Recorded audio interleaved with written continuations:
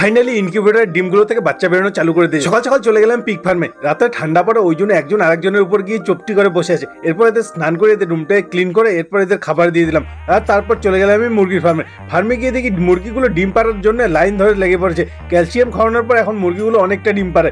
এরপরে আমারও নিজেরও তো খাবারের ব্যবস্থা করতে হবে। কালকে এই ছোলাগুলো ভিজিয়ে রেখেছিলাম, এটাকে হালকা সিদ্ধ করে এর মধ্যে পেঁয়াজ, লঙ্কা, লবণ, হালকা লেবু দিয়ে ফটাফট আগে টিফিন করে নিলাম। সত্যি একদম মজাই চলে এলো। এর মধ্যে মা বললো মা নাকি বাজার যাবে, তো মাকে নিয়ে গিয়ে বাজারে গিয়ে ড্রপ করে চলে এলাম। এখন আমার ইনকিউবেটরটাকে একটু আপগ্রেড করতে হবে। কিছু আমি প্লাইবোর্ড নিয়ে এসেছিলাম আর কিছু কাঠ আমি কেটে রেখেছিলাম। এখন এই প্লাইবোর্ডটা দিয়ে হবে এগ ট্রে বানানো, তো ওই জন্য মাপ দিয়ে নিলাম। এখন প্লাইবোর্ডটা একটু বড় হয়, তো ওই জন্য একটু সাইজ করে কেটে নিলাম। এখন এর মধ্যে মাপ যোগ দিয়ে এখন এগ ট্রেটা বানাতে হবে।